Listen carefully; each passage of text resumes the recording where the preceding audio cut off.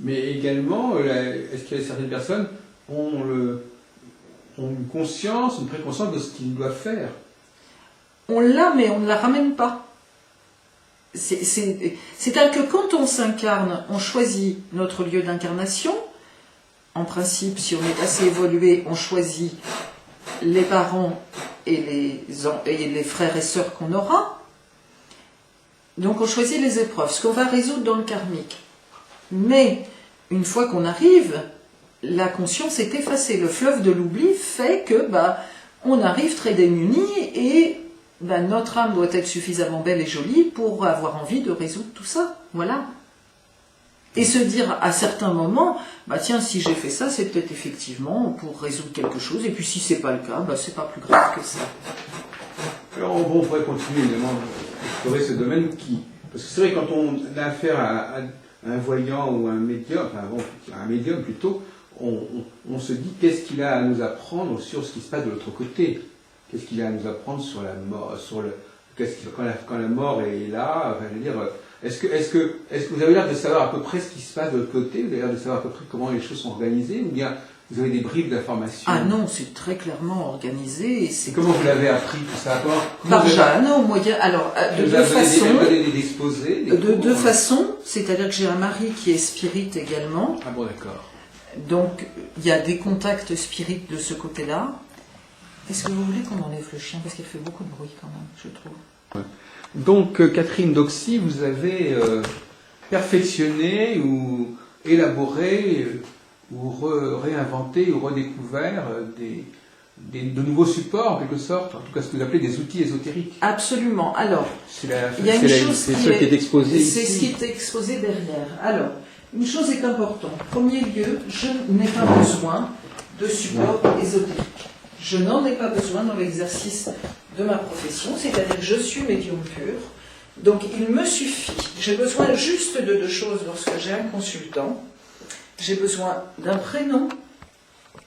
De trois choses, pardon. J'ai besoin d'un prénom, j'ai besoin d'un âge et j'ai besoin d'un signe zodiacal. Oui. Non pas parce que je suis astrologue, puisque je ne le suis pas, mais tout simplement parce que ça me déclenche mes flashs. Oui, oui.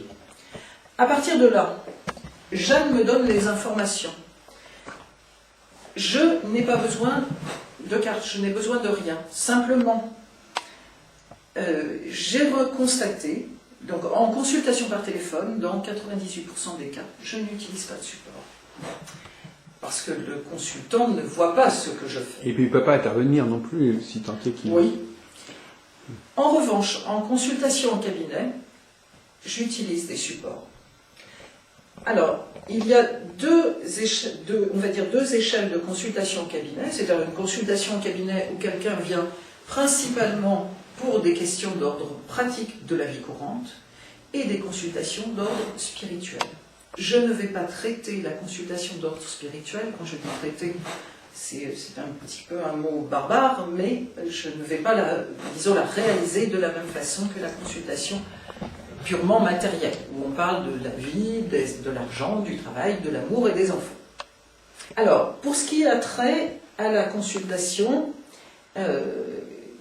où nous allons surtout parler de la vie courante, je vais faire choisir mon consultant. C'est-à-dire qu'il va avoir le choix entre plusieurs supports.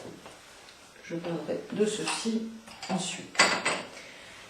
Il va avoir le choix entre 3 supports de tarot, déjà.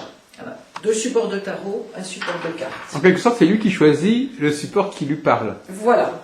Donc, le tarot de Mademoiselle Lenormand, comme nous sommes en terre bretonne, l'oracle des druides. Ah, d'accord. Et le jeu de cartes traditionnel. Oui. Si le consultant me dit, écoutez, allez-y en médiumnité pure, moi ça me convient tout aussi bien. Je dirais même que c'est même ce qui me convient le plus. Ensuite, j'ai un autre support que j'ai inventé. Oui. Que j'ai inventé en prenant un code avec Jeanne, évidemment. Et vous allez à nouveau constater que j'utilise l'astrologie, sans faire d'astrologie. Donc, à nouveau, un autre support que j'ai inventé, qui sont les coquillages. Oui, les coquillages qui sont quand même connus comme étant divinatoires. En principe, les coquillages, si vous voulez, Notamment au Brésil, je crois, en Afrique. Oui, en Afrique aussi, notamment au Sénégal. Les coquillages, en principe, c'est souvent les mêmes coquillages avec un autre qui distingue. Or, moi, j'ai créé un code un petit peu plus complexe, où, là, je vais enlever le petit bol, où il y a différentes formes de coquillages. Donc, si le consultant choisit le coquillage, je vais lui demander quel est son signe zodiacal, que je mettrai en tête sur ma table. Ensuite, je vais lui demander de choisir parmi ces coquillages-là, qui sont des coquillages donc représentant, je vais vous en montrer un, oui. représentant donc des signes zodiacaux. Oui, on les voit, oui. Voilà, donc le consultant va en choisir 4 que je mettrai en croix sur la table. Il peut être amené à choisir le signe qui lui correspond, éventuellement. En principe, c'est choisir au hasard. Ah, d'accord. Le principe veut que ce soit du hasard.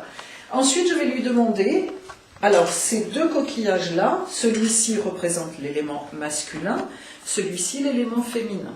Donc ces deux-là sont automatiquement sur la table. Ensuite, je vais lui demander de choisir 13 coquillages au choix dans tout ça. Il prend ce qu'il veut. S'il veut prendre tous les mêmes là, il prend tous les mêmes là. S'il veut panacher, il panache. Et donc, il les met dans ce petit bol, ces 13 coquillages, et une fois qu'il a sélectionné, je vais jeter les coquillages sur la table, et ensuite, donc, les prédictions pourront commencer. Tout un rituel, en quelque sorte. Absolument. Ce que ça a de sympathique, je dirais, c'est que le consultant dirige un peu sa consultation puisqu'il choisit. Mais oui, il est dans un état presque médiumnique. Absolument. Le choix n'est pas fait par hasard. Oui. Alors, toujours dans le cadre des consultations, là je vais faire un petit lien. J'utilise des cristaux. Je vais vous les montrer. Ces deux cristaux sont des cristaux déclencheurs de flash. Quand on est médium voyant, on travaille parfois assez longtemps dans une journée. 1 heure de consultation de voyance, j'ai des consultants qui me disent que c'est cher, je vous assure que c'est épuisant. Je ne peux pas faire plus de 3 heures par jour parce que c'est de la médiumnité et ça demande beaucoup d'énergie. Donc ce cristal-là, qui est un petit cristal rond, je le tiens dans ma main gauche et il m'aide à déclencher des flashs qui ont trait à la vie amoureuse, à la famille, à la santé. Ce cristal de roche qui est un autre, voilà. Celui-ci, je le tiens dans la main droite et il me déclenche des flashs qui ont trait à la vie professionnelle, à l'argent, à tout ce qui est matériel, le logement, enfin tout ce qui a trait au matériel. Voilà. J'ai également un pendule que j'utilise pour valider mes flashs. Vous savez, le médium, c'est quelqu'un qui peut douter. Son pire ennemi, d'ailleurs, c'est son doute. Alors, il y a des moments où je me dis, Jeanne m'a dit ça, mais est-ce que j'ai bien entendu? Je ne dis pas est-ce que Jeanne a raison, je dis toujours est-ce que j'ai bien entendu. Donc, dans ces cas-là, j'utilise un pendule, donc, qui est un œil de tigre. C'est une pierre, un œil de tigre.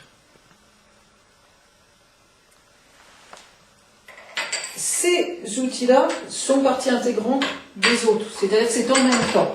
On va dire ça comme ça. Alors, ce que je voudrais me poser comme question, c'est est-ce que vous, quand il y a tel et tel objet qui est mis dans le bol et qui sort, ça a une signification particulière, ou bien c'est votre voyance qui fonctionne à partir de là?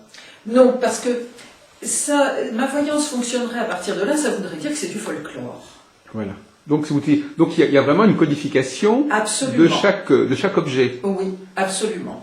Par exemple, je vais vous donner un exemple simple avec celui-ci. Celui-ci est un gros coquillage un peu bigarré. Alors, c'est une personne qui est alentour du consultant, qui peut être un petit peu, on va dire, il y a beaucoup d'apparence et peut-être un peu moins d'être. Voilà. C'est ce coquillage-là qui est le plus gros des deux. Vous voyez, il y en a deux, là, qui sont pareils. Là, c'est une personne qui est autour du consultant. Et là, écoutez, il parle de lui-même. C'est un peu un porc-épic. Oui. Voilà, donc celui-là est un petit porc-épic, mauvais caractère, mais petit mauvais caractère. Celui-là est un gros porc-épic, il faut s'en méfier absolument. Mais vous, comment vous êtes arrivé à l'élaboration de tout ce langage, en fait? Avec Jeanne. Ah oui, donc elle vous a suggéré, elle vous a soufflé tout ça Elle ne me l'a pas soufflé, elle a créé le code. Oui, c'est ça, elle a créé le code. Voilà, elle a créé le code. Ce qui veut dire que finalement, c'est parfois mieux de passer par ces objets que d'avoir des messages en langue française, par exemple. Parce que... Pour moi, c'est mieux de les avoir en direct, très Oui, sincèrement. c'est ça. Ah oui, d'accord. C'est la voyance pure, pour plagier je dirais des publicitaires, c'est la Rolls de la voyance, enfin c'est Oui. la Rolls de la médiumnité. Tous les médiums souhaitent en arriver à la voyance pure. C'est vraiment le nec plus ultra. Alors l'intelligence sauteuse, c'est-à-dire c'est la clairaudience, par exemple. Absolument. À ce moment-là, la personne, de l'autre côté, utilise une langue qui est celle que vous comprenez spontanément. Oui, absolument. Sachant qu'il n'est pas interdit d'être clairaudient et clairvoyant. Pour ce qui me concerne, je suis clairaudiente, c'est-à-dire que je capte Jeanne en l'entendant, mais j'ai également ponctuellement des messages visuels. Parce que ça, quelque part, c'est la clairvoyance, puisque ce sont des objets qu'on voit. C'est pas tout à fait la même chose. La clairvoyance, c'est voir sans support, être clairvoyant. Oui, mais normalement. quelque part, malgré tout, ça s'adresse à la vision. Oui. Tous ces Oui, objets. ça passe pas. Mais la clairvoyance, c'est ce qu'on voit de l'autre côté, en quelque sorte. Oui, bien Hein, sûr. Non, mais je veux dire qu'au lieu de recevoir un message, on passe par des objets, des symboles. Voilà. Donc c'est pour des gens qui n'entendent pas, par exemple. Absolument, absolument. Donc, ceci était donc, on va dire, les supports classiques sur une consultation classique, basique, sur ma vie quotidienne, j'ai des questions à poser et je souhaite avoir des réponses. Et je traite différemment les consultations spirituelles, parce que j'ai aussi des consultants qui viennent me voir pour leur évolution spirituelle. C'est-à-dire qu'ils viennent une fois, ils viennent ensuite souvent parrainés par des amis. Alors, une consultation spirituelle, je vais utiliser deux outils différents. Je vais pousser un peu ceci. Je vais utiliser deux outils différents que j'aime beaucoup, qui sont l'oracle de cristal, qui est un outil extraordinaire en matière de spiritualité. Je le conseille à tout le monde, offrez-vous-le. Et j'ai également un support original, créé toujours à l'aide de Jeanne, que je vais utiliser avec des dés. Alors, je vais peut-être vous le montrer. On le voit très bien. On va lever. Donc, 4 dés. Et voici donc le support. Donc là, on voit des éléments astrologiques, planétaires, en tout cas. Donc là, nous avons un hexagramme de dessiné, c'est-à-dire les deux grands triangles. Nous avons le pentagramme de dessiné, les planètes de dessiné.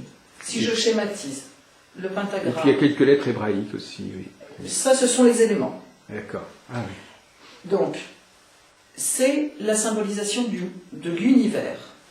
Le pentagramme représentant l'homme, l'hexagramme notre monde, le tour, l'univers avec ses planètes. Et ces chiffres, c'est quoi ces chiffres? Alors, les chiffres donnent des renseignements sur, si vous voulez, quand le dé, je vais vous montrer, lorsque le consultant lance le dé, il va tomber, par exemple, là, il tombe sur le 81, qui est un chiffre qui symbolise le départ. C'est le départ de quelque chose. On a un 6 sur le 81, ça veut dire que là, c'est un départ qui est encore plus important, si vous voulez. Comme il y a un 6, ça veut dire que c'est un vrai départ. Voilà, on part vers quelque chose. Ensuite, on a un 6 dans le côté lié à Mars, à l'amour, hein, puisque le 5 c'est l'amour. Vous regardez où tombe le dé dans le système. Dans le système, voilà. Vous hein, avez s'installe donc le dé. tel dé dans quel secteur Voilà, qui qui veut dire quelque chose. Ah oui, voilà. oui. Hein. Donc évidemment, pour travailler avec cet outil ésotérique, on est très à la limite de l'alchimie. Oui. Puisque l'alchimie, le pentagramme comme l'hexagramme, c'est de l'alchimie. Donc travailler avec cet outil ésotérique, c'est pas parler de son amant ni de sa maîtresse. C'est quelque chose d'absolument sérieux et qu'il faut faire avec un profond respect. C'est très important. C'est-à-dire que là, je ne veux pas être prétentieuse, mais on va dire qu'on touche Dieu du doigt. Mais malgré tout, on peut aborder des questions existentielles. Absolument. Des problèmes de vie, mais plus existentielles, comme vous l'avez souligné, ou spirituelles. Oui. On ne parle pas de la petite vie courante de tous les jours. Je fais une petite parenthèse sur vos œufs. Les gros coquillages. Oui. Oui. Alors donc, par exemple, la personne sort, je suppose que très naïvement, si elle sort le coquillage du scorpion, vous allez y trouver une signification qui est liée au signe du scorpion. Alors, ça dépend où il sera sur pas, la table. Oui, d'accord. Ah oui, parce que en plus vous le refaites sortir, vous le reversez sur votre table. Absolument. Donc cette table-là, c'est un. Si nous prenons un exemple. Voilà, vous allez reverser et vous allez voir où est-ce qu'ils vont se placer. Quel est votre signe? Moi, je suis Sagittaire. Vous êtes Sagittaire. Donc, le Sagittaire est le maître aujourd'hui des coquillages, puisque c'est votre signe. Bon. Donc ensuite, sans regarder, vous allez me donner 3 coquillages. Mais je vous demande de ne pas les choisir. Je vous demande juste de me les donner au hasard. Il faut me les donner au fur et à mesure. Voilà. Et voilà. Donc, vous m'avez donné le bélier, vous m'avez donné le taureau, et vous m'avez donné la vierge. Celui-ci, on va dire, c'est le soleil. Hein, c'est votre soleil aujourd'hui, puisque c'est votre signe. Là, c'est mon thème du jour. Voilà. Le bélier, c'est ce qui est positif. C'est-à-dire, dans les attributs du bélier, sur votre question, là il n'y en avait pas, mais sur votre question, c'est ce qui est positif dans le bélier qui va ressortir. Le côté négatif, ça va être ce qui a trait au taureau. Et la réponse va se trouver en vierge. Voilà. En gros, c'est simplement ça. D'accord. C'est aussi simple que ça. Enfin, comment vous expliquer mieux? Enfin, vous connaissez bien tout ça, mais moi je suis Capricorne. Si je vous avais mis un Capricorne là, je vous dirais continuez à aller en rigueur, aller avec rigueur et tout va bien. Voilà, c'est juste une information de cette nature. D'accord. C'est comme mettre un cadre autour des coquillages. Et ensuite, on jette les coquillages au milieu. Oui, donc c'est ça que je voulais dire. À un moment donné, vous allez jeter ce qui a été mis dans la petite coupe. Oui. Et vous allez jeter et vous allez regarder comment ça se répartit dans le cercle zodiacal. Comment ça se fait ici, voilà. Non, pas dans le cercle zodiacal, non, c'est à l'intérieur. C'est là. Hein, donc vous ne tenez pas compte du zodiaque qui est autour, en fait. Pas du tout. Mais la disposition, comment est-ce que c'est? Quelle est la disposition du cercle ici? J'ai pas très bien compris. Pourquoi il y a un cercle zodiacal? Non, je veux dire qu'une fois que vous les aurez mis, ah oui, c'est ça, vous allez voir comment ils se disposent les uns par rapport aux autres. Oui. Ah, c'est cela, d'accord, oui. Vous voulez que j'en mette plusieurs pour vous montrer? Oui, c'est ça, montrez-nous, on va en rassembler quelques-uns, et on va voir comment, parce que c'est très original, effectivement. Alors, je prends au hasard. Alors, 1, 2, 3, 4, 5, 6, 7, 8, 9 et 10. On va mettre que 10. Alors on va libérer le centre là. Alors oui, il va de soi qu'il n'y a rien au centre quand on travaille avec les coquillages. Il n'y a que la bougie sur la table. Alors, donc voilà, je suis installée grosso modo comme ça. Ça vous les mettez quand même ceux-là. Les deux gros? Non, les 4, 6. Toujours, c'est la. Ah oui, d'accord. C'est la matrice. D'accord, si très bien. d'accord. Donc, le consultant est une femme, je mets le coquillage de la femme là, le monsieur là, toujours. Voilà, donc si c'est l'inverse, on inverse. C'est-à-dire que le consultant est un homme, je mets comme ça. Ensuite, je vais jeter mes coquillages. Très bien. Voilà. Donc là,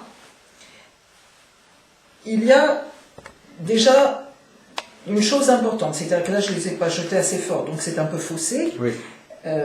Mais une chose importante, le consultant homme, une des informations là qui m'est donnée, c'est que cet homme peut être quelqu'un d'agressif, d'impulsif et pour tout dire, je dirais, qui ne sait pas toujours se maîtriser. Voilà, ça c'est le premier point. Ensuite, je ressens un homme, donc un homme imaginaire, hein, évidemment, hein, je ressens un homme qui est très dominant avec les femmes, pour tout dire un peu, comment dire, un peu dévalorisant pour les femmes. Voilà, on peut dire ça comme ça. Et qui ne sait pas, lui, toujours s'entourer. C'est-à-dire que les personnes, enfin notamment, il y a autour de cet homme-là une ou deux personnes qui ne sont pas de très très bons conseils, et surtout, je ressens une forme d'hypocrisie autour de lui. Mais alors là, par exemple, c'est vous qui les avez choisis, Oui, mais là, c'est un test lambda. Oui, c'est ça. C'est faux, il n'y a personne derrière. Ah, d'accord, oui. Je n'ai pensé à personne en particulier et je n'ai posé aucune question particulière. Donc, effectivement, c'est faux. On peut dire ça comme ça. Oui, effectivement, moi, voilà, je commence à comprendre. Je crois que tout le monde aura compris, effectivement. Et il y a des gens qui font comme vous êtes la seule à pratiquer cette méthode, avec ces coquillages-là, avec ce code-là, je suis la seule. Donc là, vous allez avoir des imitateurs. Là, mais tant mieux. Ah, bon, si on est imité, ça veut dire qu'on est bon. Tant mieux, ça n'est pas un problème. Vous savez, le principe de la médiumnité, c'est effectivement se dire, je déclenche mes flashs, avec quoi est-ce que je les déclenche? Après, bon, peu importe. Peu importe. Ça a un côté un petit peu plus spectaculaire qu'effectivement le Mais enfin, comme vous disiez vous-même, c'est pas simplement un déclenchement, puisque il y a quand même une signification. Oui, il y a un code. C'est là le débat. C'est que, ouais. Par exemple, j'ai discuté ce matin avec Fabrice de Rennes, lui, il dit carrément que il n'accorde pas de signification aux cartes. C'est simplement ce que ça va déclencher en lui. Mais il n'y a pas, elle a sorti telle carte, donc je vais orienter mon discours sur cette carte-là. Moi, je ne peux pas travailler comme ça, et c'est peut-être ça qui nous différencie. C'est-à-dire que ou je ne prends pas de support, oui, c'est ça. Ou bien j'en prends un et je l'utilise. Ouais, parce qu'autrement, si vous voulez, il y aurait une façon toute simple, c'est-à-dire que je prends des coquillages, c'est très original, ça m'amène beaucoup de monde, et je continue mes flashs. Oui, mais vous dites quand même que ça vous déclenche quelque chose. Oui, donc si ça vous déclenche quelque chose, ça veut dire que c'est à la fois c'est les deux, voilà. C'est les deux. Ça déclenche et en même temps, ça a un sens en soi. Voilà, tout à fait, c'est les deux. Ah oui, c'est ça. Alors, je comprends mieux, oui, effectivement. Oui, donc vous avez donné un nom à tout cela, à votre façon de procéder. Les coquillages. Ce sont les coquillages de Catherine Loxy. Les coquillages, tout bêtement. Et les dés, Mais vous les avez fait fabriquer ou bien ce sont des coquillages naturels? Alors, comme je vous ai dit, j'ai un mari qui est médium et c'est lui qui me les a trouvés. Parce que ceux-là, ils ont été fabriqués. Par contre, ceux sur les... Oui. Ça, c'est évidemment de la porcelaine. Je ne sais pas exactement ce que c'est. Je ne sais pas si ce sont des faux. Au départ, c'était peut-être des vrais. Ce sont des vrais. Ce sont des vrais, mais qui ont été peints, évidemment, par vos soins. Alors que les autres, c'est... Non, ils ont été achetés tout faits. Ah oui, d'accord. Donc, ils ont été achetés tout faits, alors que là, c'est des... Là, effectivement, ils n'ont pas été retraités, ceux-là. Non, ils sont juste vernis, pour faire joli. Ce sont des coquillages, vous savez, comme je vous disais, nous sommes dans le Trégor, en terre bretonne. Alors justement, vous voulez nous parler de cette région où vous êtes installé, oui, effectivement. Oui, donc alors, pour ce qui concerne cette région que j'ai choisie, voilà. Oui. Il se trouve que je suis née en région parisienne et que mentalement j'ai toujours été une provinciale, une grande provinciale. Et à l'âge de 45 ans, j'ai eu une opportunité de quitter la région parisienne et de venir vivre en Bretagne, puisque mon mari est breton. Il est originaire de Saint-Brieuc, donc pas très très loin d'ici, à 70 km d'ici. Et nous avons choisi le Trégor pour nous installer. Alors le Trégor est plus connu avec la ville de Perros-Guirec, avec la ville de Ploumanac, la côte de granit rose. C'est un endroit absolument enchanteur et magnifique. Et c'est un endroit, moi, qui me permet de me ressourcer. C'est-à-dire, il faut bien comprendre que cette profession est une profession qui puise beaucoup, énergétiquement parlant. L'avantage d'être dans un endroit comme celui-ci, quand on a besoin d'être ressourcé, moi j'ai un promontoire, je dis c'est mon promontoire, très égoïstement, qui surplombe la mer, qui se trouve entre Perros-Guirec et Ploumanac, et lorsque j'ai besoin de me ressourcer, je vais prier sur ce promontoire. Qui est à combien de kilomètres d'ici? Oh, 10 km. C'est dommage qu'on ne puisse pas y aller. Oui, c'est dommage, j'aurais bien voulu vous le montrer. C'est un endroit absolument idyllique. Et je n'oublie jamais, parce que quand on est médium, il ne faut jamais oublier ça, je n'oublie jamais de remercier d'avoir eu la chance d'arriver ici. Comme je dis à mes enfants, parce que nous en avons plusieurs, dans la vie on a une place, un endroit. Ma place était ici et j'ai cette chance d'y être. Donc ça, il ne faut pas l'oublier. Donc, tout naturellement, pour en terminer sur les coquillages, la mer étant à côté, eh bien, je me suis tournée vers les coquillages. Voilà. Ah bah oui, c'est vrai aussi. Bah oui, en effet. Voilà. Et on trouve ces coquillages dans le coin ou c'est pas du tout le coin pour ça? Écoutez, je ne sais pas si on les trouve sur la plage. Bon, ceux-ci, ce sont des coques, oui, fatalement oui. Ceux-là, je vous avoue que je n'en sais rien, ils sont quand même un petit peu ouvragés, j'en ai jamais vu. Celui-ci, je ne sais pas non plus. Ceux-là, je pense. Ceux-là aussi. Maintenant, vous savez, ça peut être aussi des coquillages un peu exotiques. Hein. Il y a le côté à la fois couleur locale, mais exotisme. Oui.